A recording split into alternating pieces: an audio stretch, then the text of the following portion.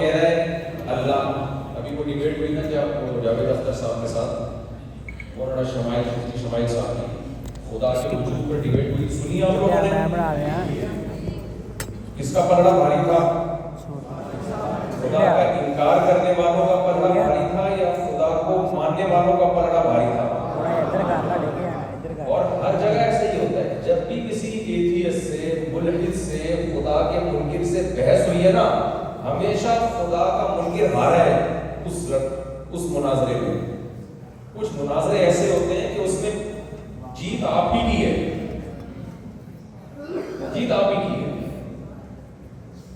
کیونکہ اللہ کے وجود کے دلائل اتنے مضبوط ہیں. جو ملحد لوگ ہیں, ایتھیسٹ لوگ ہیں, وہ جو دلیل خدا کے انکار کی دیتے ہیں نا, تھوڑی سی کھوپڑی اگر استعمال کرو تو اصل میں خدا کے وجود کی دلیل ہوتی ہے. ابھی میں خدا کے وجود کے دلائل دینے کے لیے نہیں بیٹھا, میں تو صرف یہ بتا رہا ہوں کہ جب اللہ ہے, اللہ کا ہونا عقل سے ثابت ہے, پھر وہ اللہ کی صفات کیا ہیں, کن باتوں پہ اس کو غصہ آتا ہے, اس کو غصہ آتا بھی ہے کہ نہیں آتا, یہ تو اللہ خود بتائے گا نا بھائی.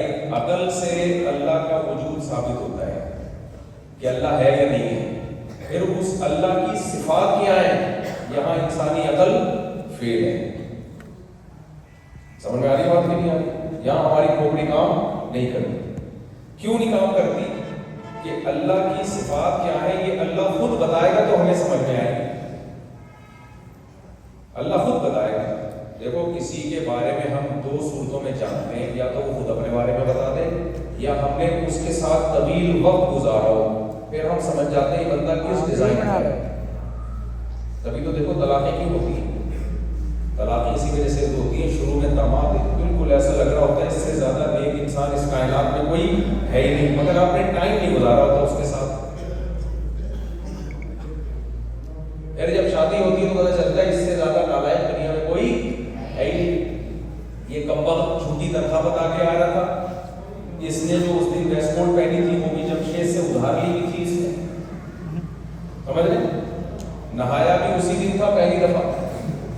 ہم سمجھ رہے تھے بڑا صاف ستھرا ہے کہ سروس اسٹیشن سے ہو کے آیا تھا اس دن, سمجھ رہے. میں کافی دیر سے دیکھ رہا ہوں کہ یہ پتہ نہیں فزکس کے کون سے قانون کے تحت یہ مائنڈ ٹھہرا ہوا ہے, اس کا بیلنس بالکل ایسا ہے کہ گر رہا ہے. تو اس کو ایسا کریں کہ تھوڑی سی اس کو پیچھے کریں. اتنی بہت فزکس ہم نے بھی پڑھی تھی. ہاں, اب فزکس کے قانون کے تحت انشاءاللہ یہ نہیں گرے گا. اگر ابھی گر گیا تو قانون چینج کروانا پڑے گا. ہاں, تو میں یہ عرض کر رہا تھا کہ دیکھو ہم کسی کے ساتھ رہتے ہیں تو ہمیں پتہ چلتا ہے یہ کس ڈیزائن کا آدمی ہے, یا خود وہ بتائے اور ہمیں اطمینان ہو کہ یہ جھوٹ نہیں بول رہا تو ہمیں پتہ چلے گا. کیا خیال ہے؟ لوگ بتا رہے ہوتے ہیں شادی کے بعد اپنی بیگم کو, دیکھو میں غصے کا بہت تیز ہوں, وہ تو اپنی صفات خود بتا رہے ہوتے ہیں نا کہ مجھے یہ پسند ہے, یہ پسند نہیں ہے, مجھے گھر میں گندگی بالکل بھی. مولانا افضل صاحب کی جب شادی ہوئی ہوگی تو انہوں نے بتا دیا ہوگا مجھے گندگی بالکل بھی پسند نہیں ہے, مجھے چوہے اور چوہے کی پیٹوں سے بہت سخت نفرت ہے. جو سلیقہ ہے ان کی طبیعت میں ہم نے دیکھا اس سے یہی متوقع ہے. سب کچھ برداشت کر لوں گا, گندگی برداشت نہیں کروں گا. یہ ہوتا ہے ڈیزائن باز لوگوں. ہمارے کچھ دوست احباب ایسے ہیں وہ کھانے سے پہلے ڈیٹول سے ہاتھ دھوئے بغیر کھانا نہیں کھاتے ہیں. نارمل صابن بھی ان کے لیے کافی بولو نہیں ہے. تو وہ کسی ایسی بیوی کو برداشت کر لیں گے جو ہاتھ دھوئے بغیر کھانا کھا کے بیٹھ جائے ان کے ساتھ. یعنی جو آدمی کہہ رہا ہے ڈیٹول سے دھونا ہے, نارمل صابن بھی نہیں, وہ بغیر دھوئے کو برداشت کر لے گا. تو آپ کا جب بھی کسی سے دوستی ہوتی ہے, شادی ہوتی ہے, آپ اپنی صفات بیگم کو بتا رہے ہوتے ہو, یہ چیزیں میرے لیے ناقابل برداشت ہیں, بیگم بھی بتا رہی ہوتی ہے ٹھیک ہے سب کچھ ہے لیکن مجھ سے یہ برداشت نہیں ہوتا, تو ہم اپنا انٹروڈکشن خود کرواتے ہیں تاکہ ایسا کوئی کام نہ ہو جو ہماری مرضی کے خلاف. ہم جب سفر کر رہے ہوتے ہیں بتاتے ہیں, ہم جب جب ہوٹل میں جاتے ہیں, دعوت پہ جاتے ہیں, لوگ پوچھتے ہیں مفتی صاحب کھائیں گے کیا کھائیں گے, تو ہمیں اپنا انٹروڈکشن خود ہی کروانا پڑتا ہے. اب میں یہ بتاؤں کہ یہ کھا سکتا ہوں, بہت ساری چیزیں الحمدللہ کھا سکتے ہیں.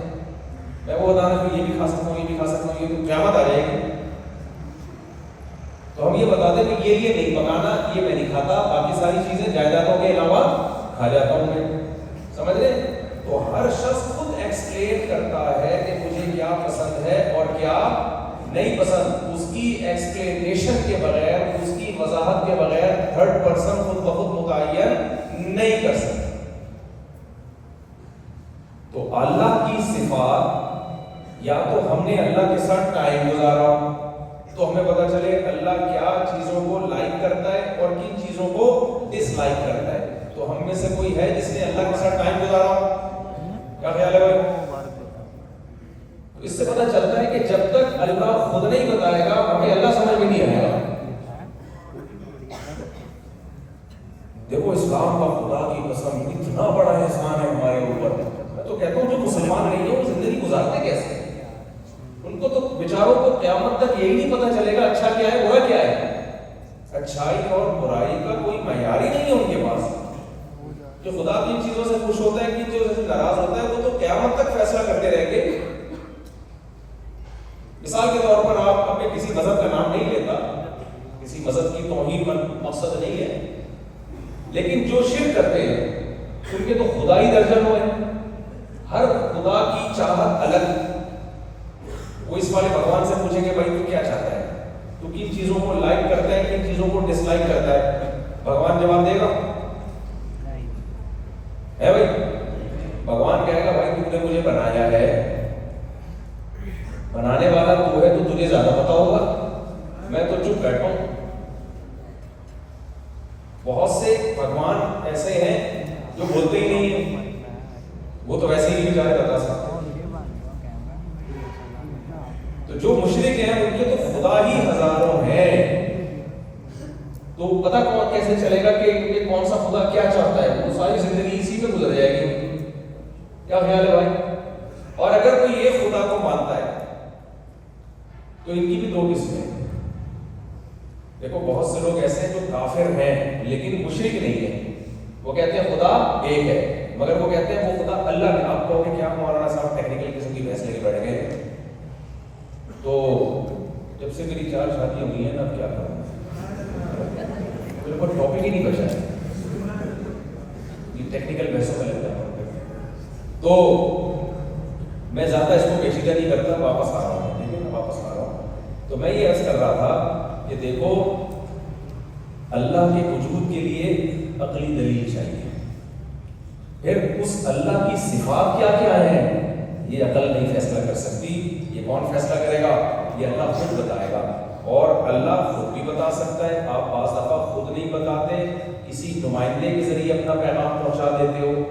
ہوتا ہے کہ نہیں ہوتا؟ تو اللہ نے قرآن میں کہہ دیا کہ میں انسانوں سے براہ راست کلام نہیں ہوتا سوائے موسیٰ علیہ السلام یا وحی کے ذریعے, اور میں لوگوں میں منتخب کرتا ہوں, ان کو اپنا نمائندہ بناتا ہوں. میں نے محمد صلی اللہ علیہ وسلم کو اپنا نمائندہ اور سفیر بنایا. تو میرے معنی میں جاننا ہو تو میں نے ان پر اپنا کلام نازل کر دیا ہے. ایک کتاب کی شکل میں الحمد سے لے کے والناس تک میں نے اس کو محفوظ کر دیا ہے. وہ میرا کلام ہے. اس میں سید الانبیاء محمد صلی اللہ علیہ وسلم کے اپنے الفاظ بھی شامل نہیں ہے. ایک نقطہ بھی آپ کی طرف سے اس میں شامل نہیں ہے. وہ ایز اٹ از, وہ بالکل اسی طریقے سے جیسے میں نے نازل کیا. اور کچھ تشریح محمد صلی اللہ علیہ وسلم کے دل پہ میں القا کروں گا, اس میں مضمون میرا ہوگا, الفاظ کس کے ہوں گے؟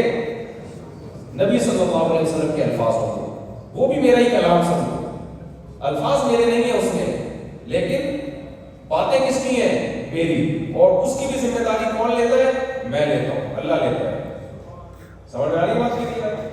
وہ کیا ذمہ داری لیتا ہوں کہ محمد صلی اللہ علیہ وسلم کی زبان سے میرے بارے میں جو کچھ نکلے گا وہ برحق ہوگا. اس کا ذمہ دار کون ہوں؟ میں ہوں. کون ہے؟ میں ہوں. تو اب ہمیں اللہ کی کے بارے میں پتہ کس کے ذریعے چلے گا؟ قرآن کے ذریعے اور حدیث کے ذریعے. تیسرا کوئی ذریعہ میرے اور آپ کے پاس ہے؟ जमशेद बता सकता है अल्लाह के बारे में? बोलो। गफ्फार बता सकता है? कोई जापान का साइंटिस्ट बता सकता है?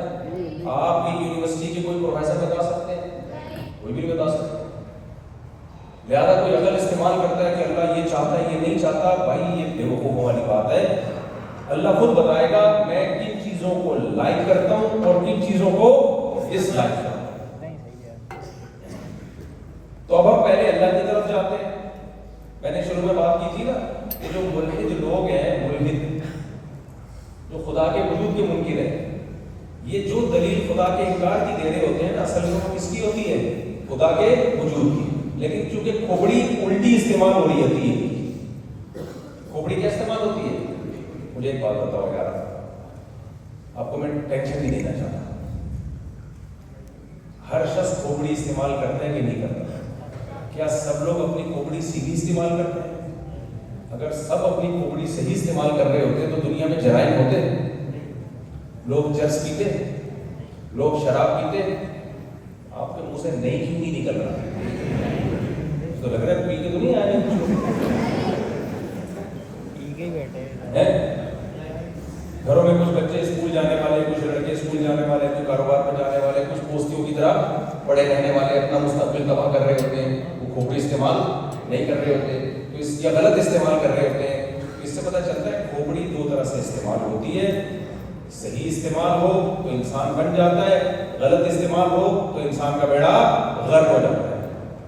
जैसे बगैर मशवरे की दूसरी शादी कर ले तो फिर जो उसके कीमा और कबाब बनता है। ऐसे लोग मेरे पास आते हैं कि हम चाह रहे थे कि एक बेगम हमारे सर दबाती है तो हम दूसरी शादी करना चाहते थे ताकि दूसरी पाँव दबाया करें। समझ रहे हो? तो मैं उनसे कहता हूँ आपके पास खोपड़ी तो है, मगर आप उसका सही इस्तेमाल नहीं करेंगे। आप उस खोपड़ी सही इस्तेमाल करते तो आप ये कहते, एक बेगम जब मेरे पाँव पे डंडे मारती है तो सर पकड़ने के लिए कोई बेगम मौजूद नहीं है। जब दो हो जाएगी तो एक सर पकड़ेगी और दूसरी झुकाएगी। आप कह सकते हो मौलवी मुफ्ती साहब, एक तरफ आप 4 शादियों की तरगीब देते हो और फिर 4 शादियों का मजाक भी उड़ा रहे हो। ये तरगीब दे रहे हो या आप हमें नफरत दिला रहे हो 4 शादियों से? भाई मैं आपको नफरत नहीं दिला रहा, मैं आपको एक हकीकत बता रहा हूँ कि 4 शादियां करो जरूर, मगर जिहाद की नीयत से, पिटने की नीयत से करो, लड्डू खाने की नीयत से मत करो। ये नहीं होगा कि आपकी जब 4 शादियां होंगी तो एक बेगम आपके सर की मालिश कर रही होगी, दूसरी आपके लिए चाय पका रही होगी, तीसरी आपके पाँव दबा रही होगी, चौथी आपके कपड़े इस्त्री कर रही होगी। ऐसा नहीं होगा मेरे भाई। फिर क्या होगा? हर एक के साथ डिफरेंट किस्म के हालात हैं। समझ रहे हो? इसमें हर एक के हालात क्या है? दूसरे से डिफरेंट। बेइज्जती सबकी होती है, जिसने भी 4 किए, 3 किए, 2 किए, कदरे मुश्तरक किए कि बेइज्जती। घर के बाहर हीरो होंगे, घर में बेइज्जती। अब बेइज्जती डिफरेंट स्टाइल में होती है। किसी को उस ससुर की तरफ से वो फुहश गालियां सुनने को मिल रही होती हैं जो उसने जिंदगी में कभी किसी दुश्मन को भी नहीं दी होती। बेइज्जती की एक किस्म ये है। तो आप इस बेइज्जती के लिए भी दूसरी शादी के बाद बोलो तैयार है। दूसरी बेइज्जती झूठ।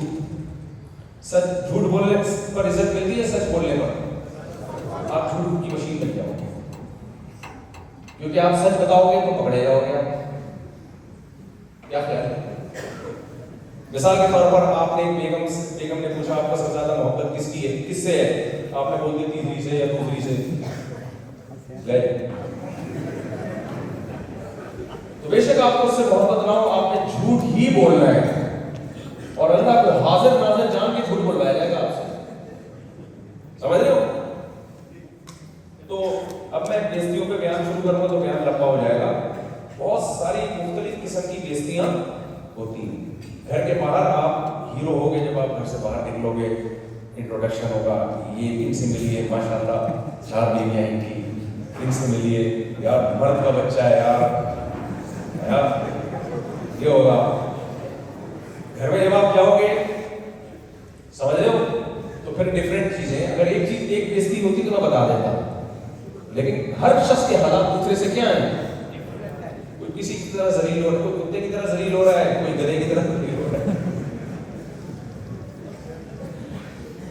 लेकिन एक बात याद रखो, جائے گا خوش.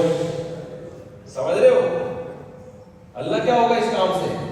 اللہ خوش. زنا سے بچ جاؤ گے, 4 عورتوں کو سہارا دے دو گے.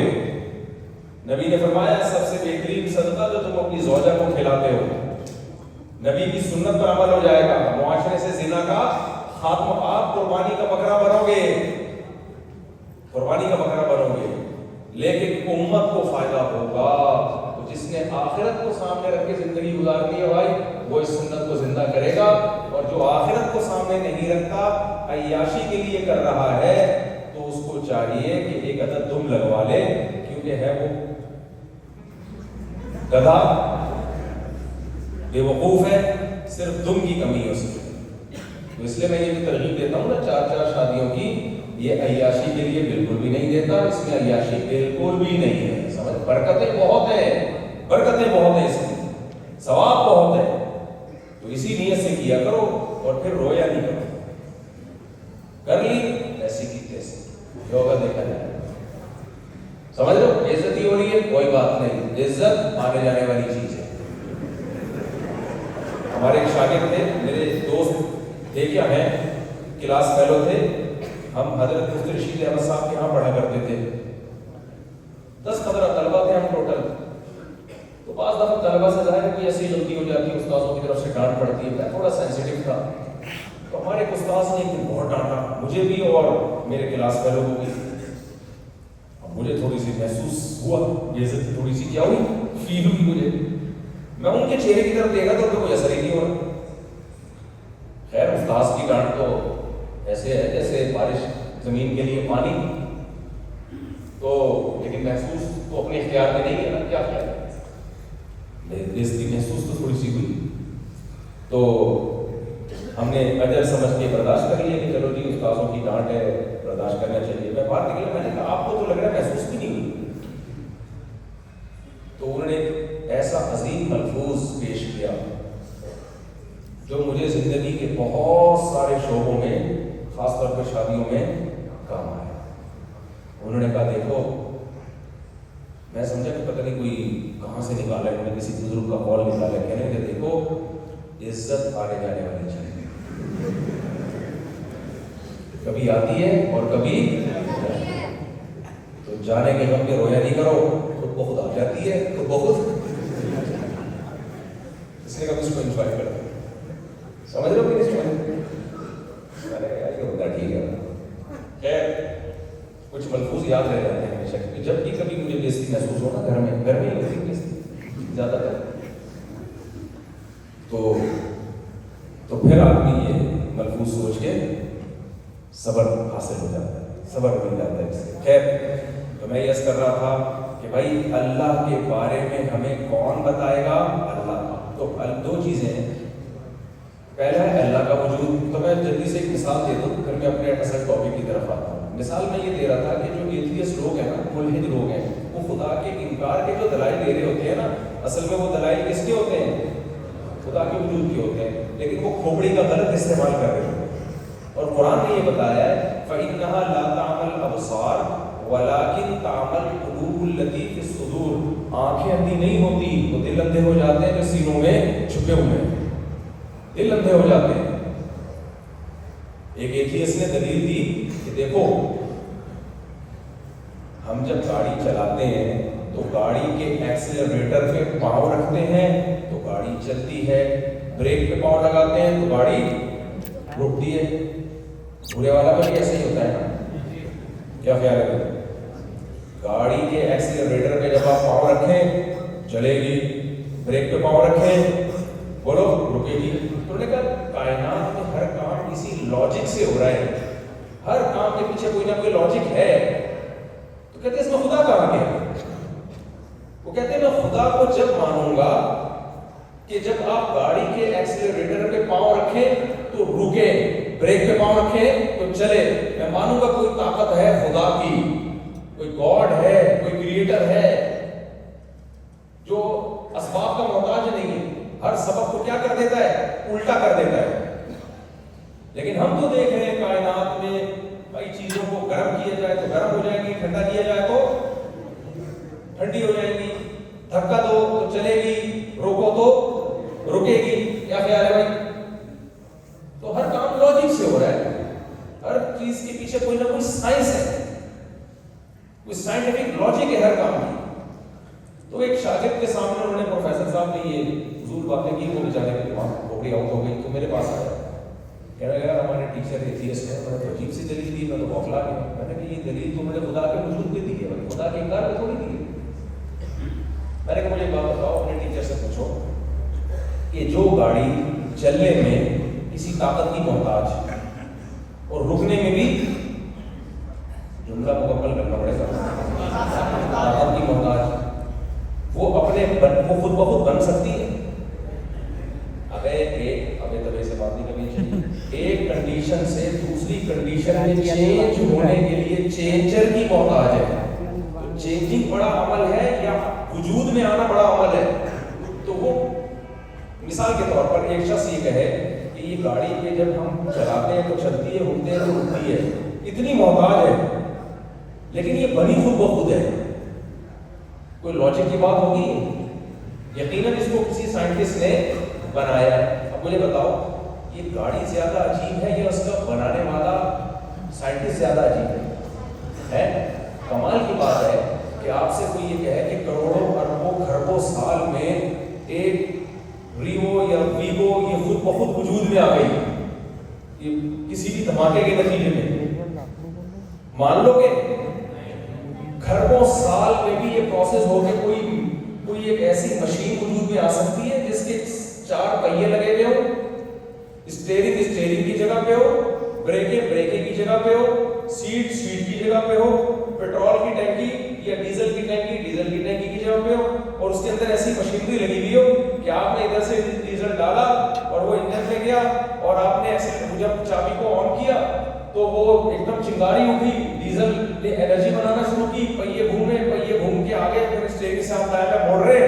کھربوں اربوں سالوں میں بھی ایسی گاڑی, کیا چھوٹی سی سائیکل جس میں یہ سسٹم نہ ہو, صرف 2 پہیے ہو اور ایک چین ہو, ایک ایسی سائیکل بھی کھربوں سال میں خود بخود وجود میں آ سکتی ہے کیا؟ تو اس سائیکل کو بنانے والا خود بخود کیسے وجود میں آ گیا بھائی؟ اور اس کے اندر کا سسٹم گاڑی کے سسٹم سے زیادہ پیچیدہ ہے. گاڑی میں آپ ڈیزل ڈالتے ہو, آگ لگتی ہے, انرجی پیدا ہوتی ہے, پہیا موو کرتا ہے, یہ بہت سادہ سی میکینک, اس کا جو میکینزم ہے بہت سادہ ہے. انسان کو جو انرجی مل رہی ہے ڈیزل کے پیٹرول سے نہیں, روٹی سے, اور مجھے پراٹھے سے نہیں آئی سمجھ میں. یہ زیادہ پیچیدہ سسٹم ہے اور ہم وہ کھا رہے ہیں کھانا, اس سے انرجی برن ہوتی ہے, انرجی ملتی ہے ہمیں. پھر ہم اس انرجی سے ہوتا کیا؟ صرف ایک اسٹیئرنگ نہیں ہے, ٹانگوں میں چلنے کی طاقت, ہاتھوں میں پکڑنے کی طاقت, آنکھوں میں دیکھنے کی طاقت, کانوں میں سننے کی طاقت, ناک میں سونگنے کی طاقت, زبان میں چکھنے کی طاقت, حلق میں گلے میں بولنے کی طاقت, پھر بال بھی گرو کر رہے ہیں آپ کے, اور پھر آپ کا قد بھی نکل رہا ہے. پھر اسی میں اللہ نے مزید نسل پیدا کرنے کی بھی طاقت پیدا کر دی کہ اس سے مزید نسل بھی پیدا ہو. اتنی پیچیدہ مشینیں, ایک ایک پارٹ اتنا پیچیدہ, اتنا مشکل ہے, اور آپ کہہ رہے ہو کہ گاڑی خود بخود بن نہیں سکتی اور یہ انسان خود بخود بن گیا. کھوپڑی میں آنے والی بات نہیں ہے. خود جو کھوپڑی خدا نے بنائی ہے نا, وہ کھوپڑی کہے گی یہ بنی نہیں ہے, اس کو بنایا گیا ہے. تو میں اپنی بات کو 2 لفظوں میں سمیٹتا ہوں کہ جس گاڑی میں چینجر کے بغیر چینجنگ نہیں ہو سکتی, کریٹر کے بغیر کریشن کا عمل کیسے ہو گیا بھائی؟ ہونا سمجھ میں آئی؟ ہونا سمجھ میں, پنجابی بولیے تو ہوں تو انشاءاللہ. اے کی رولہ پہ گیا, چودھری سٹا لے گیا. مجھے اتنی پنجابی آتی ہے, ہم سرگودا میں ننیال تک کبھی کبھار ہم جون جولائی کی چھٹیوں میں جایا کرتے تھے, تو اب وہاں بھی اردو ہی چلتی تھی ہمارے خاندان میں, جب وہ مائگریٹ کر کے انڈیا سے آئے تھے تو ہمیں پنجابی سننے کو نہیں ملتی تھی. تو جب ہم باہر نکلتے نا تو دیوار پہ لکھا ہوتا تھا اے کی رولہ پہ گیا, چودھری سٹا لے گیا. وہ مجھے یاد ہے, وہ جملہ مجھے اے کی رولا پہ گیا, چودھری سٹا لے گیا. ایک اور لفظ پنجابی کا مجھے ایسے یاد ہوا, ہم جب بس میں بیٹھتے تھے تو ہمیں کہیں اترنا ہوتا تھا تو ڈرائیور بولتا تھا گڈی کو سائڈ پہ لا دے, تو لگا دے کو بولتا تھا لا دے, سائڈ پہ کو بولتا تھا سائڈ دے, گاڑی کو بولتا تھا گڈی کو سائڈ دے لا دے. تو وہ جملہ مجھے ایسا یاد ہوا ہے, ابھی میں بھی کہیں گاڑی روکنی ہوتی ہے گڈی کو سائڈ دے لا دے. سمجھتے ہو کہ نہیں سمجھتے؟ تو ہم جب سرگودا جاتے تھے بچپن میں تو باہر نکل کے ایک دفعہ مجھے کسی نے, گھر والوں نے بھیجا کہ جاؤ تندور سے روٹیاں لے کر آؤ. میں روٹیاں لینے گیا تو میری عمر ہوگی 13-14 سال. میں نے کہا بھائی 50 کے لیے 10 روٹیاں دے دو. تو تندور والا مجھے حیرانگی سے دیکھ رہا ہے, کہہ رہا منڈا تو بڑا پڑھا لکھا معلوم ہوتا ہے. میں جب اردو بول رہا تھا تو وہ کہنے لگے یہ تو کوئی پڑھا لکھا شخص معلوم ہوتا ہے. ہمارے بھائی کہتے ہیں ہمیں پولیس والے چھوڑ دیتے تھے بغیر لائسنس کے کہ پڑھا لکھا لگا بندہ لگا ہے. اس وقت اردو عام نہیں تھی, اب تو اردو ہی بولی جا رہی ہے. تو لیکن اتنا ہے کہ جب مجھے پنجاب میں رہ کے 2 چیزیں سیکھنے کو ملی. مذاق کرنے کا جو مزہ پنجابی میں ہے وہ اردو میں نہیں. دوسرا, لڑائی اردو میں نہیں ہوتی, پنجابی میں. اگر آپ اردو میں لڑو گے, اردو میں گالیاں دو گے, لڑائی کا سارا مزہ آپ نے کرکٹ. جب پھٹا کرنا ہو تو میں جو لوگ بھی لڑائی لڑنے والے لوگ ہیں ان سے کہتا ہوں کہ اگر آپ نے لڑائی کرنی ہے اور گالیاں دینی ہے تو پنجابی سیکھنا ضروری ہے. اس کے بغیر سامنے والے پر گالیوں کا کوئی روک, وہ ہنسے گا, وہ سمجھے گا آپ اس کو گزار رہے ہیں, وہ سمجھے گا آپ کیا کر رہے ہیں. تو اس لیے ہر زبان کی اپنی ایک حیثیت ہے. خیر, تو دیکھو بھائی یہ کائنات میں خود بہت کچھ نہیں ہو رہا, خود بہت بنی نہیں ہے, یہ بنائی گئی ہے. خود بہت کیسے ہو گیا بھائی, یہ سب کچھ آنکھ ناک کان روٹی سے ہی سب کچھ بن رہا ہے. اب ہم اس پر تو ایمان لے آئے کہ اس کائنات کو کسی نے بنایا ہے. بنانے والا کیسا ہے یہ عقل نہیں بتائے گی. سمجھ رہے ہو, یہ کون بتائے گا؟ یہ بنانے والا خود بتائے گا. تو بنانے والا ہمیں بتائے گا تو ہمیں پتہ چلے گا. تو بنانے والے نے ہمیں کیا بتایا؟ بنانے والے نے ہمیں بتایا اور اپنے نبی کے ذریعے بتایا, ان ربی قد غضب اليوم غضبا لم يغضب قبله مثله ولن يغضب بعده مثله. اللہ کو غصہ بھی آتا ہے کما هو لائق بشانہ, اس کے غصے کو ہم اپنے غصے پہ قیاس نہیں کر سکتے. اب کیسے آتا ہے یہ ہمیں اس لیے کہ ہمیں سوچنے کی بھی اجازت ہے. سمجھ لو کہ نہیں سمجھ رہے؟ لیکن اتنی بات ہے اسے غضب آتا ہے. اللہ محبت بھی کرتا ہے. کیسے کرتا ہے ہمیں معلوم نہیں, لیکن کرتا ہے محبت. وَهُوَ الْغَفُورُ الْوَدُودُ, وہ بہت زیادہ محبت کرنے والا. الودود کا مطلب بہت زیادہ محبت کرنے والا. محب کہتے ہیں محبت کرنے والا, ودود تھوڑی نہیں بہت زیادہ. عجیب بات آپ کو بتاؤں, یہی الفاظ حدیث میں ہیں کہ جب نکاح کرو تو اس عورت سے نکاح کرو جو الودود ہو, آپ سے بہت زیادہ محبت. سمجھتے ہیں کہ نہیں سمجھتے؟ اور عورت کو بھی چاہیے ایسے میاں سے محبت کرے, ایسے میاں سے نکاح کرے جو بہت زیادہ. اب چونکہ تمہارے فائدے کی بات کر رہا ہوں, یہ میں کیوں یہ جملہ بیچ میں لے آیا؟ اس لیے کہ آج کل والدین اپنے بچوں کی شادی اس جگہ کراتے ہیں جہاں والدین بہت زیادہ محبت کرتے ہیں. بچہ گیا دل لے کے, اس سے انہیں غرض نہیں ہوتی ہمارے بچے کو بھی یہ پسند ہے یا نہیں ہے, یا ہماری بچی کو بھی یہ پسند ہے یا نہیں ہے. مجھے بیٹا یہ بہت پسند ہے, ابا آپ کی تھوڑی شادی ہو رہی ہے, شادی کس کی ہو رہی ہے؟ اچھا پھر یہ ابا کو غصہ آتا ہے کہ کیا تم نے ماں باپ کی حقوق نہیں پڑھے؟ اسلام کیا کہتے ہیں ماں باپ کے بارے میں؟ بھائی اسلام نے ہر چیز کے بارے میں ہمیں بتا دیا ہے. بچے کے بارے میں کیا کہتا ہے یہ بھی نبی نے بتا دیا. بچے کے بارے میں اسلام یہ کہتا ہے جب شادی ہو تو لن تر للمتحابین مثل النکاح، دو محبت کرنے والوں میں نکاح سے بہتر کوئی چیز نہیں ہے. تو جہاں محبت ہے بچے کی شادی وہیں ہوگی بھائی. اب وہ خدا نے پتہ چس پیتی ہے یا کوئی اور کوئی مسئلہ ہے تو ایک الگ بات ہے. تو ماں باپ یہاں شریعت کو فالو نہیں کر رہے ہوتے. آج کل ہر شخص چاہتا ہے اسلام اتنا فالو کرے جتنا اس کو فیور مل رہا ہے اسلام سے. کچھ کہہ رہے ہیں شاید کچھ کہہ رہے ہیں، شاید بتا رہے ہیں کہ میرے کوئی چکر چل رہا ہے کچھ اگر ایسی بات ہوتی ہو.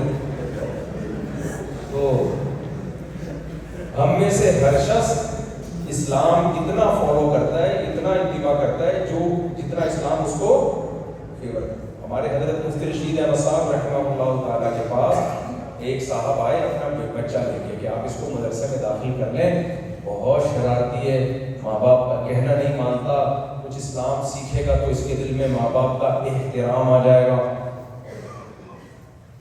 تو حضرت کے پاس چھوڑ کے چلے گئے. حضرت نے اس کو جون پور کا قاضی بنا دیا، مسالہ زیادہ لگا دیا اس نے. وہ لطیفہ میں ریپیٹ نہیں کروں گا، بہت دفعہ سنا چکا ہوں. حضرت نے کیا بنا دیا اس کو؟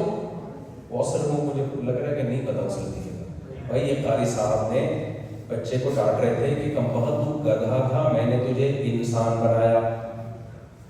ایک دیہاتی کھڑا بس سن رہا تھا، اس نے کہا بھائی یہاں تو گدھے بھی انسان بن جاتا ہے. وہ دیہاتی اپنے گدھے کو لے کر آ گیا، قاری صاحب اس کو بھی بنا دو. قاری صاحب کو کھیلنے کا موقع مل گیا. قاری صاحب نے کوئی بیوقوف آدمی ہے، چلو تھوڑا سا کھیلتے ہیں، اس سے انجوائے کرتے ہیں. تو قاری صاحب نے کہا چھوڑ جاؤ، تھوڑا مسالہ لگانا پڑے گا انسانوں والا، تو ایک ہفتہ لگے گا. ایک ہفتے میں یہ آہستہ آہستہ کیا بن جائے گا؟ انسان بن جائے. چھوڑ کے چلے گئے. ڈارون کے پاس چھوڑ کے چلے جاتے تو 1 کروڑ سال میں بنا دیتے اس کو. خیر ایک ہفتے بعد آیا کہ میرا گدھا انسان بن گیا. قاری صاحب نے کہا بنایا؟ قاری صاحب نے کہا دیکھو اس میں مسالہ تھوڑا زیادہ لگ گیا ہے غلطی سے، تو وہ نارمل انسان نہیں بلکہ وہ جون پور کا قاضی بن چکا ہے. اب وہ نارمل انسان نہیں ہے، عظیم انسان، جج بن گیا ہے. تو جو جون پور ایک شہر ہے، وہاں جو جج ہے وہ تصویر میں میرا گدھا تھا جو میں نے کیا بنا مسالہ غلطی سے کیا لگا دیا اس کو. تو یہ وہاں گیا، جج صاحب نے غصے نہیں دیا اس کو، تو یہ گھاس لے کر آیا، ایسے کر رہا ہے ہش ہش. اس نے پوچھا بھائی کیا کر رہا ہے تو؟ جج نے ڈانٹ لگایا تو توہین عدالت کر رہا ہے. اس نے کہا وہ چپ کر جا، ہے تو میرا گدھا، تجھے مسالہ تھوڑا سا زیادہ لگ گیا ہے. تو یہ واقعہ ہمارے حضرت مفتی رشید احمد صاحب اس واقعے سے جوڑا کرتے تھے کہ وہ آیا میرے پاس اپنا بچہ چھوڑ کے گیا کہ اس کو تھوڑا سا انسان بنا دیں، تھوڑا ماں باپ کی بات سیکھ جائے. حضرت کے پاس مسالہ زیادہ لگ جایا کرتا تھا، تو وہ داڑھی بھی رکھ لی اس نے، شلوار اس کی ٹخنوں سے اوپر آ گئی، نماز روزے کا پابند ہو گیا اور نظر کی حفاظت اور نیک پرہیزگار انسان کو ضرورت سے زیادہ اچھا انسان بن گیا. یعنی ان کے ماں باپ کی نظر میں ضرورت سے زیادہ. تو ماں باپ تھوڑے دنوں میں لے کر آئے، کہتے ہیں ہم نے تو آپ کو اس کو بولا تھا کہ عام نارمل اچھا انسان بنا دو، آپ نے تو پورا مولوی بنا دیا اس کو. آپ نے کیا بنا دیا؟ پورا ہی نیک بنا دی. تو نمازیں بھی پڑھ رہا ہے. یہ تھوڑی ہم نے بولا تھا کہ داڑیاں بھی رکھ لے.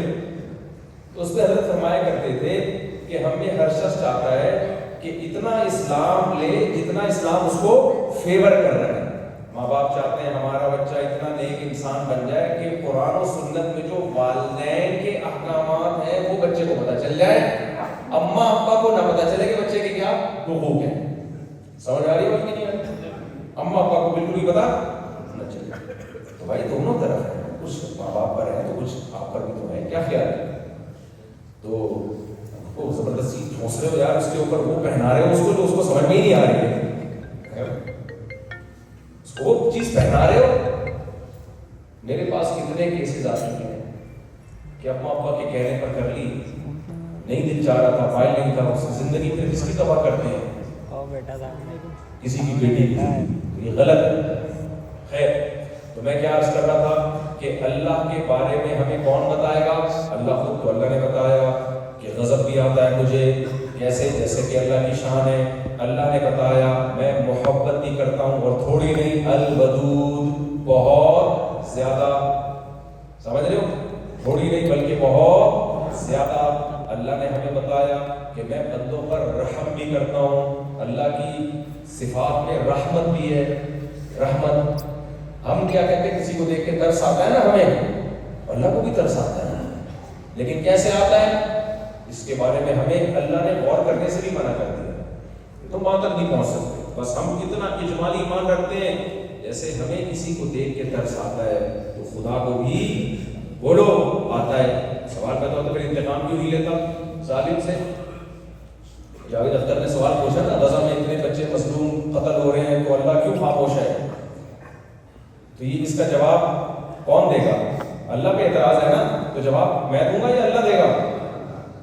ابے اعتراض کس پہ کیا جا رہا ہے؟ اللہ پہ، تو جواب دینا مولوی مفتی کا کام ہے یا اللہ کا کام ہے؟ تو اللہ نے اس کا جواب دیا جاوید اختر صاحب کو۔ بھائی جاوید اختر ہی نام ہے تو میں نام کو پاس غلط دے رہا ہوں، ویسے لوگوں کو رگڑ رہا ہوتا جو ہوتے ہی نہیں، میرے ساتھ یہ بڑا مسئلہ ہے۔ تو جاوید اختر ہی ہے نا جو جس کے ساتھ بھی مناظرہ ہوا ہے۔ تو جاوید اختر صاحب نے بار بار یہ بات دہرائی کہ دیکھو اگر اللہ ہے، خدا ہے، کریٹر ہے، گاڈ ہے، تو فلسطین میں اتنے مظلوم قتل ہو رہے ہیں، ان پہ خدا کو ترس کیوں نہیں آتا؟ یہ کس پہ اعتراض ہے؟ اللہ پہ۔ تو اللہ جواب دے۔ اب جواب میرے ذمہ بنتا ہے، علماء کے ذمہ بنتا ہے یا اللہ کے ذمہ بنتا ہے؟ علماء کا کام صرف اتنا ہے کہ جو جواب اللہ نے دیا ہے علماء اس کو نقل کرتے ہیں، تو اس کا جواب اللہ دے چکا ہے۔ اللہ نے قرآن میں اس کا جواب دیا، لا تحسبن اللہ غافلا عما یعمل الظالمون، ظالم جو کچھ کر رہا ہے اللہ کو اس سے ہرگز غافل مت سمجھو۔ نون تاکید کا لگا دیا اللہ نے، ہرگز ڈبل نون۔ جو علماء ہیں وہ عربی گرامر جانتے ہیں، وہ سمجھتے ہیں لا تحسبن کا مطلب ہرگز اللہ کو غافل مت سمجھو۔ سوال پیدا ہوتا ہے اللہ تو کہہ رہا ہے مجھے ترس بھی آ رہا ہے مظلوم پہ، ظالم پہ غصہ بھی آ رہا ہے، اللہ ہرگز غافل نہیں ہے، تو پھر سزا کیوں نہیں دے رہا؟ اس کا بھی اللہ نے جواب دیا، انما یؤخرهم لیوم تشخص فیہ الابصار، میرا ایک قاعدہ ہے، دنیا میں ظلم بھی چلے گا، انصاف بھی چلے گا، رحمت بھی چلے گی اور غضب بھی چلے گا، یہ دنیا میں سب کچھ ہوگا، ناحق انسانوں کا قتل بھی ہوگا اور انسانوں کی زندگیاں بچانے والے بھی پیدا ہوں گے، ماں باپ کو ستانے والے بھی ہوں گے، ماں باپ کو خوشیاں دینے والے بھی ہوں گے، اور لوگوں سے لوٹ کھسوٹ کر کے مال کھانے والے بھی ہوں گے، اور لوگوں پہ خرچ کرنے والے بھی ہوں گے، اور راتوں کو فلمیں ڈرامے دیکھنے والے بھی ہوں گے، خدا کے سامنے ان کے سجدہ ریز ہونے والے بھی ہوں گے، اور یتیم کا مال کھانے والے بھی ہوں گے، اور یتیموں کی کفالت کرنے والے بھی ہوں گے، زنا کرنے والے بھی ہوں گے، نکاح کرنے والے بھی ہوں گے، رشتے جوڑنے والے بھی ہوں گے، رشتے توڑنے والے بھی ہوں گے، اور حرام کھانے والے بھی ہوں گے، حلال کھانے والے بھی ہوں گے، یہ سب سوسائٹی میں قیامت تک رہیں گے۔ نماز چھوڑنے والے بھی ہوں گے، نماز پڑھنے والے بھی ہوں گے، شرک کرنے والے بھی ہوں گے، ایک خدا کو ماننے والے بھی ہوں گے، اور خدا کا انکار کرنے والے بھی ہوں گے، خدا کا اقرار کرنے والے بھی ہوں گے، سچے مذہب کو فالو کرنے والے بھی ہوں گے، باطل مذہب کو فالو کرنے والے بھی ہوں گے، اللہ کی آیات کو صحیح بیان کرنے والے بھی ہوں گے، اللہ کی آیات کو چند ٹکوں کے بدلے میں بیچنے والے بھی ہوں گے، مذہب میں تحریف کرنے والے بھی ہوں گے، مارکیٹ میں اچھائیوں کی جتنی قسمیں ہیں وہ بھی ہر وقت اویلیبل ہوں گی، اور برائیوں کی جتنی قسمیں ہیں وہ بھی ہر وقت اویلیبل ہوں گی، اسی طرح دنیا چلے گی۔ اب تمہیں جب یہ اشکال ہوگا کہ برائی کو خدا نے برداشت کیوں کیا ہوا ہے، کیا خدا سے غیرت ختم ہو گئی ہے؟ نہ نہ نہ، اللہ اپنے نبی کی زبان سے کہلوائے گا کہ میں سب سے زیادہ غیرت والا اور اللہ مجھ سے بھی زیادہ غیرت والا۔ جب زمین پہ کوئی برائی ہوتی ہے تو مجھے اور آپ کو اتنی غیرت نہیں آتی جتنی اللہ کو آتی ہے، مجھے اور آپ کو اتنا غصہ نہیں آتا جتنا اللہ کو آتا ہے، تو پھر اللہ انتقام کیوں نہیں لیتا؟ تو اللہ اس کا جواب دیتا ہے، انما یؤخرهم لیوم تشخص فیہ الابصار، میں نے ایک دن رکھا ہوا ہے جس دن تمہاری نگاہیں پھٹی کی پھٹی رہ جائے گی، اس دن کی سختی بچوں کو بوڑھا کر دے گی، اس دن ایسا حساب ہوگا کہ دودھ کا دودھ پانی کا پانی کر دوں گا، ایک بے سینگ والی بکری سے بھی حساب لیا جائے گا کہ سینگ والی بکری نے تجھے کیوں مارا، اتنا سخت حساب کتاب ہوگا کہ تم پکار اٹھو گے کہ اللہ سے زیادہ کوئی حساب لینے والا نہیں ہے، مالی حادل کتاب، قرآن کے الفاظ ہیں، میرے کوئی الفاظ نہیں ہے، کہ جس ظالم کا حساب لیا جائے گا نا وہ کہے گا مالی ھذا الکتاب لا یغادر صغیرۃ ولا کبیرۃ الا احصاها۔ او بھائی ایسا حساب و کتاب تو میرے ذہن میں تصور دنیا میں تو اس کی مثال نہیں ملتی کہ میری زندگی میں جو نیکی میں نے ایک بھی نیکی اگر چھپ کے کی ہو وہ بھی آج میرے سامنے آ گئی، کوئی نیکی میں نے غار میں اندھیرے میں کوئی برائی میں نے چھپ کے کی ہو وہ بھی آج میرے سامنے آ گئی۔ لا یظلم ربک احدا، اللہ کہتے ہیں تیرا رب کسی کے ساتھ ظلم نہیں کرے گا، نہ ہونے دے گا۔ تو میرے بھائی جاوید اختر صاحب سے میں گزارش کرتا ہوں ان باتوں کا خدا پہلے جواب بولو دے چکا ہے۔ جس خدا پہ آپ اعتراض کر رہے ہو نا، جتنے بھی ملحد لوگ ہیں، اس کا جواب میں اور آپ نہیں دیں گے۔ جس پہ اعتراض ہے جواب کون دے گا؟ وہ جواب خدا جواب دے چکا ہے اس کا۔ آپ بات کر رہے ہو غزہ کے مظلوموں کے بچوں کی، تو بچے قتل جو ہوئے ان کا تو الگ حساب، کسی بچے کو خراش بھی آئی ہے، قرآن کہہ رہے ہیں یہ خراش بھی ہمارے فرشتے لکھ رہے ہیں۔ آپ غزہ کے بچوں کی بات کر رہے ہو، اللہ کے جو نمائندے محمد صلی اللہ علیہ وسلم نے فرمایا، صحیح مسلم کی حدیث، ایک چیونٹی بھی اگر کوئی ناحق مارے گا، غزہ کے بچے تو بہت بات کی بات ہے بھائی، چیونٹی کا بھی حساب لیا جائے گا اگر ناحق قتل کیا ہے آپ نے اس کو۔ نبی صلی اللہ علیہ وسلم نے فرمایا کسی پیغمبر کو کسی چیونٹی نے کاٹا، صحیح حدیث ہے، ان پیغمبروں نے وہاں جتنی چیونٹیاں تھی مار دی، اللہ نے وحی نازل کی کہ کاٹا ایک نے تھا باقیوں کو آپ نے کیوں مارا؟ یہ کس کو تنبیہ کی گئی ہے؟ بولتے کیوں نہیں؟ پیغمبر کو۔ اللہ کے پیغمبر کو اجازت نہیں ہے کہ کسی ناحق چیونٹی کو قتل کرے۔ اور اگر آپ خدا کا انکار کرتے ہو تو اس کا مطلب آپ غزہ کے مظلوموں کی فریاد رسی نہیں کر رہے، آپ جو ظالم ہے اس کے ہاتھ مضبوط کر رہے ہو کہ کرتے رہو طاقت کے نشے میں جو کچھ کرو، کوئی پوچھنے والا نہیں ہے۔ دنیا انتقام لے رہی ہے؟ بولو، جنہوں نے غزہ کے مظلوم بچوں کو مارا ان قاتلوں کو کسی نے سزا دی؟ اور کوئی امکان اسباب کی دنیا میں نظر آ رہا ہے کوئی سزا دے گا ان کو؟ خدا کے انکار سے دنیا میں ظلم کم نہیں ہوگا، بڑھے گا۔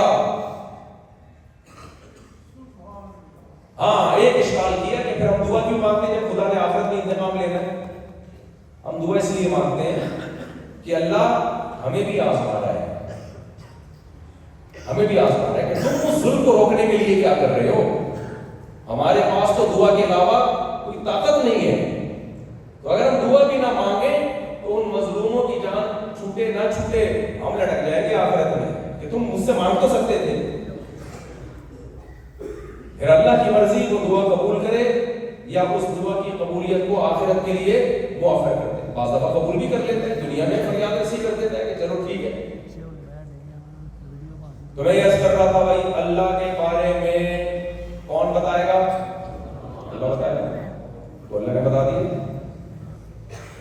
اللہ نے سب کچھ بتا دیا قرآن میں کھول کہ میں ظلم کو پسند نہیں کرتا، میں شرک کو پسند نہیں کرتا، میں رشتہ داری توڑنے کو پسند نہیں کرتا۔ تو اب میرے اور آپ کے پاس یہ آپشن نہیں ہے کہ میں اور آپ خود فیصلہ کریں کہ ہمیں کیا کرنا چاہیے اور کیا نہیں کرنا چاہیے۔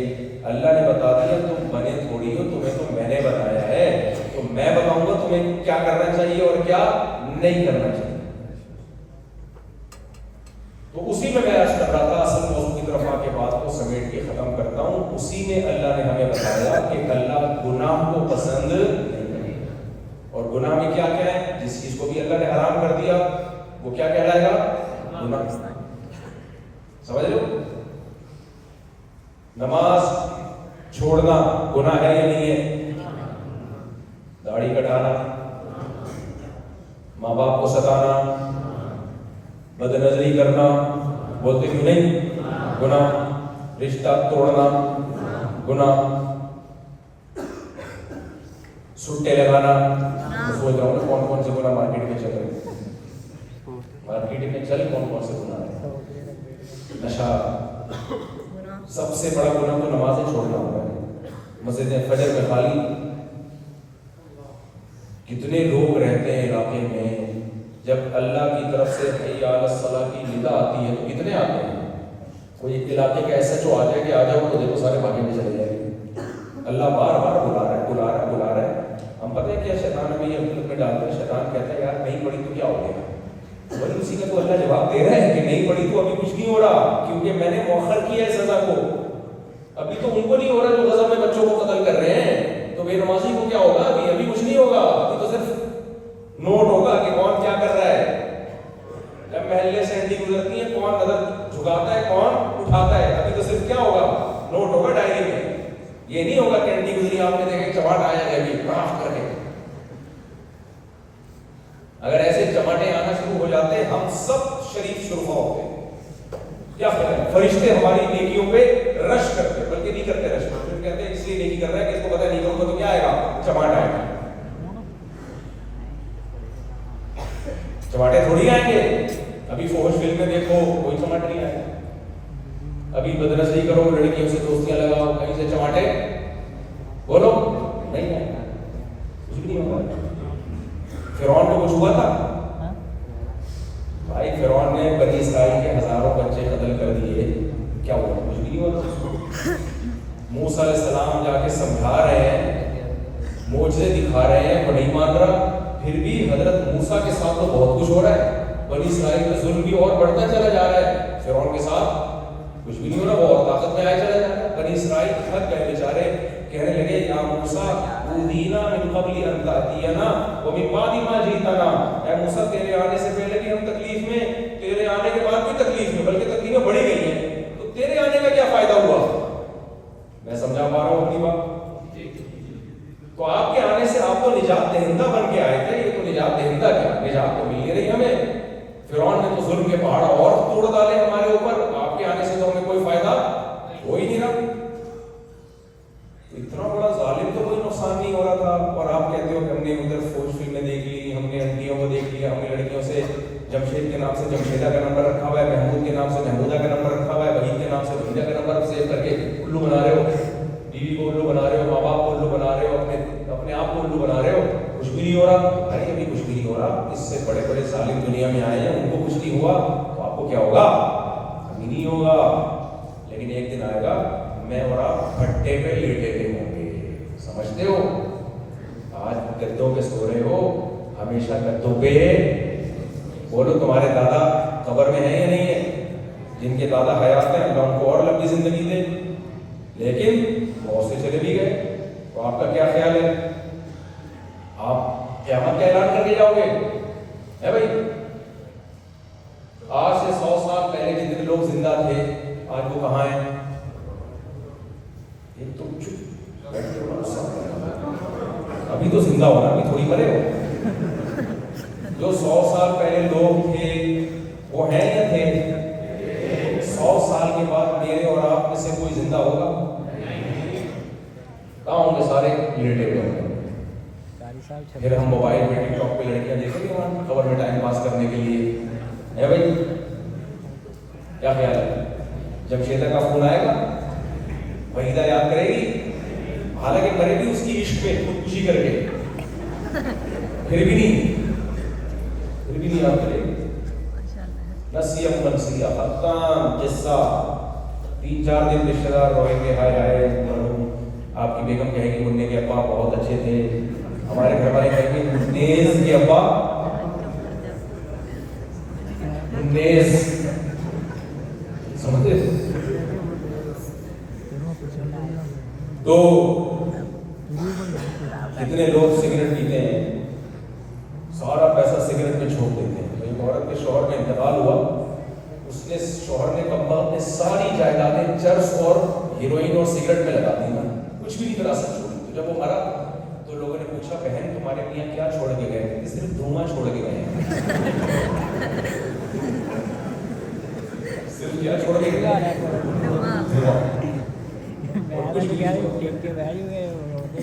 تو تھوڑے دنوں میں سب بھول بھلائیاں، قبلہ حکیم ابو ذر صاحب، مفتی طارق مسعود صاحب، حضرت فلاں صاحب، حضرت فلاں صاحب، حصہ ختم. لیکن اصل میں قصہ ختم نہیں ہوگا، قصہ وہاں سے کیا ہوگا؟ سمجھ رہے ہو کہ نہیں سمجھ رہے؟ قصہ کیا ہوگا؟ شروع ہوگا۔ فرعون کا قصہ مرنے کے بعد شروع ہوا ہے، بلکہ حدیث سے پتہ چلتا ہے کہ موت جب سکرات موت طاری ہوتے ہیں نا تو وہیں سے قصہ شروع ہو جاتا ہے۔ تو فرعون نے بھی بڑے بڑے ظلم کیے تھے، بنی اسرائیل کے سینکڑوں ہزاروں بچوں کو قتل کر دیا، ماؤں کی چھاتیوں سے لخت جگر کو چھینا، انہیں کے سامنے ذبح ہوتے تھے بچے۔ کیا چیزیں نکلتی ہوں گی ماؤں کی۔ اس وقت بھی ملحد لوگ، ملحد تھا فرعون، وہ یہی کہتا تھا کہ اے موسیٰ تو لا ذرا سیڑھیاں میں چڑھ کے دیکھوں خدا کو کہاں ہے، بھائی ہمیں تو نظر نہیں آ رہا۔ فرعون بھی اس پاگل پنے میں آ گیا تھا، وہ سمجھتا کچھ بھی نہیں، کوئی ظلم کی طرح کر رہا ہوں تو کوئی پوچھنے والا نہیں ہے، تو میں ہی خدا ہوں، میں ہی خدا ہوں۔ حضرت موسیٰ بار بار کہتے تھے بھائی جس نے تجھے بنایا، تیرے باپ دادوں کو بنایا، جو آسمان سے بارشیں برساتا ہے، ٹھیک ہے ہر چیز کی لاجک ہے، لیکن اس لاجک کی لڑی پہ پرونے والا کون ہے؟ ایکسیلریٹر پہ ہم پاؤں رکھتے ہیں تو گاڑی چلتی ہے، تو یہ سسٹم ڈالا کس نے ہے؟ کسی میکینک نے ڈالا ہے، کسی سائنٹسٹ نے ڈالا ہے، وہ بہت تھوڑی ڈلی ہے سسٹم۔ اتنا خوبصورت نظام جو اس کائنات کا ہے یہ ہے اور لاجک کے تحت ہو رہا ہے، لیکن اس لاجک کو بنایا کس نے؟ یہ خود بہت تھوڑی بن گئی ہے۔ آنکھ دیکھتی ہے، اس کی کوئی سائنٹیفک لاجک ہے، کوئی پروسیس ہوتا ہے آنکھ میں، مگر آنکھ میں وہ سافٹ ویئر ڈالے گئے ہیں، وہ بہت نہیں ڈلے ہیں، وہ تب آنکھ میں دیکھنے کی صلاحیت پیدا ہوئی ہے۔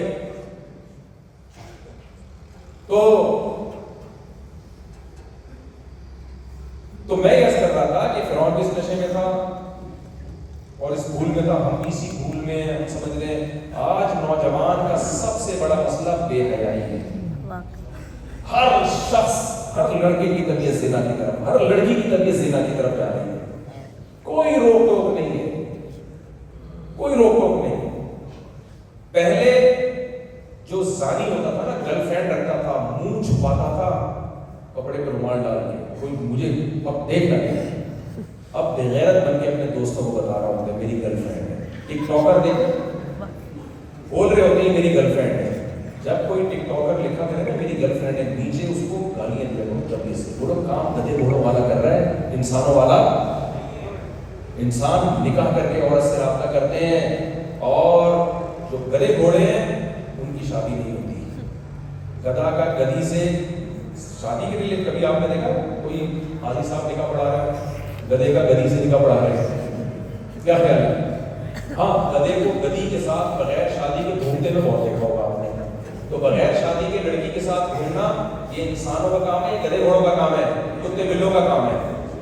تو جب بھی کوئی ٹک ٹاکر، یوٹیوبر یا پرینکر اپنی گرل فرینڈ لایا کرے، نیچے لکھا کرو میں تو انسان سمجھتا تھا، آپ پتا چلا تو کیا ہے؟ گدھا ہے تم۔ یہ اسلامی ملک ہے آپ کے، اس میں اس چیز کو ہم پروموٹ نہیں ہونے دیں گے۔ کوئی پاکستانی یہ کام کر رہا ہوں، کوئی مسلمان یہ کام، غیر مسلم کر دے تو غیر مسلم سے اللہ خود ہی پوچھ لے گا۔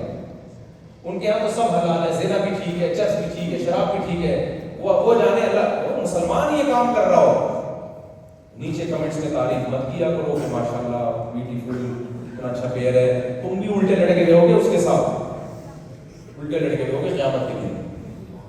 نیچے کمنٹس میں لکھا کرو خبیث، خباثت والا کام، پلید کام لکھو، تیری بہن کو بھی کوئی لے کے گھوم رہا ہوگا، لکھا کرو۔ لیکن یہ اتنے بغیرت ہو چکے ہوتے ہیں، یہ پتہ کیا کہتے ہیں، کوئی بات نہیں، اس کی لائف، میری سسٹر کی لائف کیسے چاہیے انجوائے کریں، گھوم رہے ہیں بہت زیادہ بغیرت بن جائے گا تو پھر یہ چیز اثر نہیں کرے گی۔ اگر ایسا جواب دے تو پورے کام گدھے گھوڑوں والا کر رہا ہے، انسانوں والا کام نہیں کر رہا۔ صرف سوٹ ٹائی سے انسان نہیں بنتا، حرکتیں سمجھ رہے ہو؟ شراب پینا انسانوں کا کام ہے، یہ جانوروں جیسی حرکت ہے۔ یہ شراب پی کے جو انسان کا ایٹیٹیوڈ بنتا ہے، جو حالت ہوتی ہے، منہ سے بدبو، راج ٹپک رہی ہے، آنکھیں غلیظ سی آنکھیں اور پوٹ پٹا کر، دیکھو فلموں میں شراب اور چیز ہے، ریئل میں شراب بولو، فلموں میں تو شراب ہی چاہیے، فلمیں نہیں دیکھنا جائز ہے، لیکن بیدار ہو آپ جب اچھا انتظام کرتا ہے تو جا کے فلم دیکھتے کیسا لگ رہا ہے شراب۔ ہیرو کے روپ میں شرابی الگ ہوتا ہے، ریئل میں شرابی غلیظ ہوتا ہے، شرابی منہ سے بدبو آتی ہے اس کے۔ غیر مسلموں کو کرنے دو، مسلمانوں کا کام نہیں ہے۔ تو پی رہا ہے، پروموٹ کر رہا ہے، وہ لوگ انسانوں والے کام نہیں کر رہا ہے، جانور والے کام کر رہا ہے۔ جانوروں سے بھی بدتر، جانور بھی یہ کام نہیں کرتے. تو اس لیے بس بات کو میں سمیٹ کے ختم کرتا ہوں. تو اللہ کو شراب سے غصہ آتا ہے، اللہ کو زنا سے غصہ آتا ہے، اللہ کو بدنظری سے غصہ آتا ہے، ماں باپ کو ستانے سے، رشتے توڑنے سے، بہت سارے گناہ ہماری سوسائٹی میں. تو اصل تو اللہ نے حکم دیے گناہوں کو چھوڑو اور توبہ کرو. اور ایک اور چیز اللہ نے بتائی کہ اللہ کے غضب کو ایک اور چیز ٹھنڈا کرتی ہے، وہ کیا ہے؟ صدقہ. تو اللہ کی غضب کو ٹھنڈا کرنے کے لیے پیسہ بھی خرچ کرو، رشتہ داروں پہ بھی خرچ کرو، غریبوں پہ بھی خرچ کرو، مسکینوں پہ خرچ کرو، بیواؤں پہ خرچ کرو، مدرسوں میں خرچ کرو، مسجدوں میں خرچ کرو. اس سے بھی کیا ہوتا ہے؟ اللہ کا غضب ٹھنڈا. دیکھو آپ کا کوئی دوست بہت غصے میں بیٹھا ہوا ہو، آپ اس کو گفٹ دیتے ہو نا، گفٹ سے کیا ہوتا ہے؟ تھوڑا غصہ ٹھنڈا. ایک بس واقعہ سنا کے بالکل صرف خوشی کا بیان کرتا ہوں. ہمارے دوست نے اپنی پھپھو کی بیٹی کی شادی تھی، پھپھو نے شادی میں ناچ گانوں کا انتظام کیا ہوا تھا. ماڈرن پھپھو تھی. آج کل پھپھو بھی مارکیٹ میں اس ٹائپ کی آ رہی ہیں، ماڈرن ٹائپ کی پھپھوز آ رہی ہیں. پہلے زمانے میں پھپھو کا ایک بڑا عجیب سا تصور ہوتا تھا، بڑا مبارک سا. آج کل پھپھو بھی کیسی آ رہی ہیں؟ دادیاں ماڈرن آ رہی ہیں. لگی نہیں لگی دادی؟ تو ان کی پھپھو نے کوئی میوزیکل شو کا انتظام کیا ہوا تھا. تو یہ مجھے اپنا واقعہ سنا رہے تھے کہ میری پھپھو نے مجھے بلایا. تو میں نے کہا یار میں کیسے جاؤں شادی میں؟ تو ناچ گانے کا انتظام ہے، ناجائز ہے، اللہ ناراض ہوگا، لیکن اگر نہیں جاتے تو پورا خاندان میں ایک عذاب تماشا کھڑا کر دے گا. کہتے پھر میں نے کھوپڑی استعمال کی. کہتے میں نے کہا جاؤں گا تو نہیں، اللہ کو ناراض کر کے مخلوق کو خوش کرنا جائز نہیں ہے. کہتے میں نے کیا کیا، کچھ تھوڑی سی اماؤنٹ لے گیا چپکے سے پھپھو کے پاس ہدیے کے لیے. میں نے کہا دیکھیں مجھے تو اصل میں کہیں کام سے جانا ہے، لیکن میری کزن ہے، میری بہنوں کی طرح ہے، اس کی شادی ہو رہی ہے، تو آپ کو پیسوں کی ضرورت ہوگی، میں کچھ تعاون کرنا چاہتا ہوں اس سلسلے میں. ارے نہیں نہیں بیٹا اس کی کیا، یہ اوپر اوپر سے سب بول رہے ہوتے ہیں. ارے نہیں نہیں بیٹا اس کی کیا. دیکھو روکڑا ایک ایسی چیز ہے سب کو اچھا لگتا ہے. جو کہہ رہا ہوں نا نہیں نہیں نہیں، مطلب ذرا اور زور لگا کے دے. جو آتا ہے نا ہدیہ دے کے مفتی صاحب یہ آپ قبول کر لیں گے، اس کا مطلب دینے کا اس کا ارادہ نہیں ہے. صحیح سمجھ رہے ہو؟ ہدیہ دیا جاتا ہے میرے باپ کو بھی لینا پڑے گا. سمجھ رہے ہو؟ اس کا مطلب پھر آپ دینے میں کیا ہو، آپ کے فائدے کی بات کر رہا ہوں. تو جملہ مکمل کر دیں، مخلص ہو، لینا پڑے گا. تو یہ جملہ کاٹ دینا، لوگ سمجھیں گے میں اپنے آپ کو ہدیہ دینے کی تیاری کر رہا ہوں. میں تو صرف ایک مثال دے رہا تھا. تو لیکن کوئی مثال ہو گئی. ایک صاحب کہنے لگے، ہمارے دوست تھے وہ اپنے رشتے داروں کے گھر گئے، انہوں نے کہا بیٹا آپ نے کھانا کھایا ہے؟ میں نے کہا نہیں. بڑے خوش ہو گئے. کہتے ہیں اگر کھایا ہوتا نا آپ کو چائے پلانا. چائے بھی گئی اور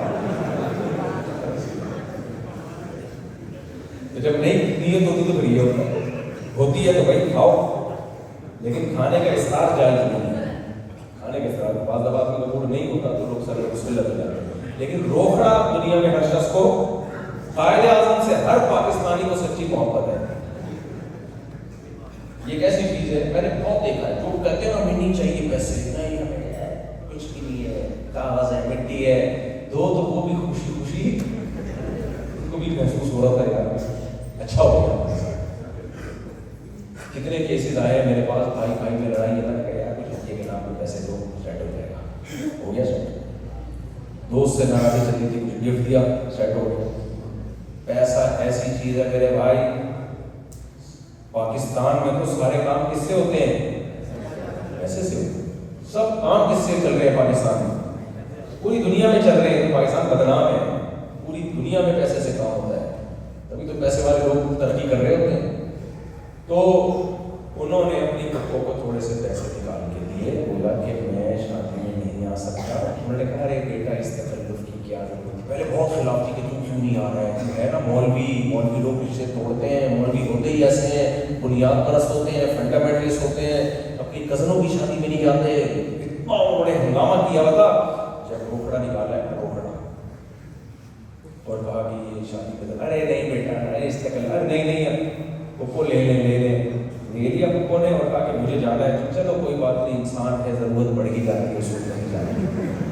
ان صاحب نے مجھے بتایا کہ میں شادی میں نہیں کیا، ہر شخص مجھے گالیاں دے رہا تھا سوائے پھپھو کے، اور پھپھو دفاع کر رہی تھی، بھائی میری بیٹی کی شادی ہے، جب مجھے اعتراض نہیں ہے، بندے کو کام بھی پڑ جاتے ہیں، ہو سکتا ہے اس کی اپنی شادی ہو رہی ہو، بیسیوں کام پڑ جاتے ہیں۔ تو دیکھو جیسے انسان کا غصہ ٹھنڈا ہوتا ہے پیسے دینے سے، انسان کو جب پیسے دیں، تو اللہ کا غصہ بھی جب ٹھنڈا ہوتا ہے جب اللہ کو پیسے دیے جائیں۔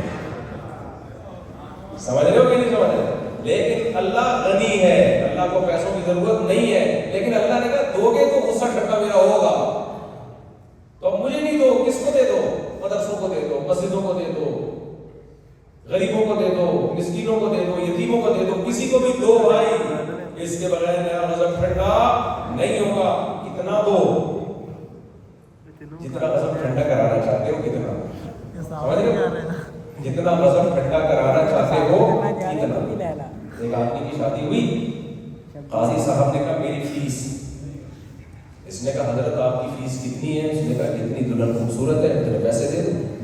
اب دلہن تو سب کو بہت خوبصورت لگ رہی ہوتی ہے، شروع میں تو دلہن پہ اتنا ڈینٹنگ پینٹنگ کا کام ہوا ہوتا ہے، اتنا ڈبے خالی ہوئے ہوتے ہیں ڈسٹیمپر کے، بیوٹی پارلر والوں کو ٹھیک ٹھاک پیسہ کھلایا ہوتا ہے، تو میں کہا دلہن تو ویسے بھی نئی بیوی تو سبھی کو اچھی لگ رہی ہوتی ہے، تو قاضی صاحب نے کہا 20 لاکھ روپے نکال کے دے گا، میں نے شرط ایسی لگا دی ہے دلہن جتنی خوبصورت، تو اس نے 100 روپے نکال کے دے دیے۔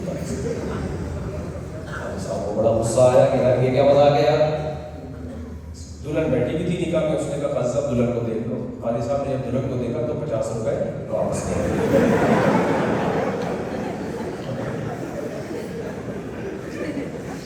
قاضی صاحب نے کہا تھوڑے سے کیا ہو زیادہ ہو، تو بھائی جتنی خوبصورت دلہن تھی اس حساب سے فیس ہو گئی۔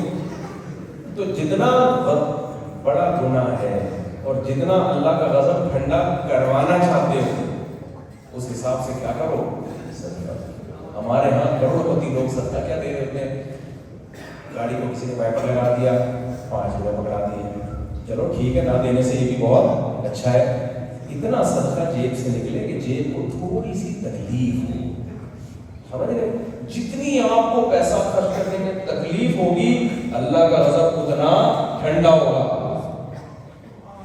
سمجھتے ہو کہ نہیں سمجھتے؟ نبی نے فرمایا سب سے بہترین صدقہ وہ ہے کہ تمہیں یہ لگے کہ اگر یہ پیسہ بچا لوں گا تو اس پیسے سے بہت پیسہ کما لوں گا، خرچ کر دوں گا تو فقر و فاقہ کا خوف، اس خوف اور امید کے بیچ میں جو صدقہ ہوتا ہے وہ سب سے بہترین صدقہ ہوتا ہے۔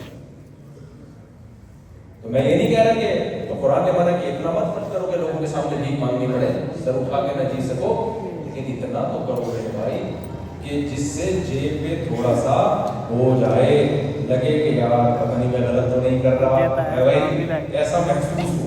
سمجھتے ہو کہ نہیں سمجھتے؟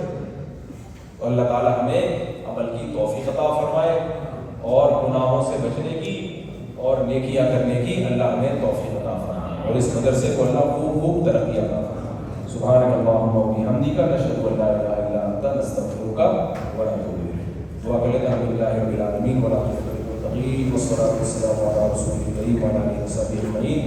ربنا آتنا فی الدنیا حسنۃ وفی الآخرۃ حسنۃ وقنا عذاب النار۔ صلی اللہ تعالی علی خیر خلقہ محمد وعلی آلہ وصحبہ اجمعین۔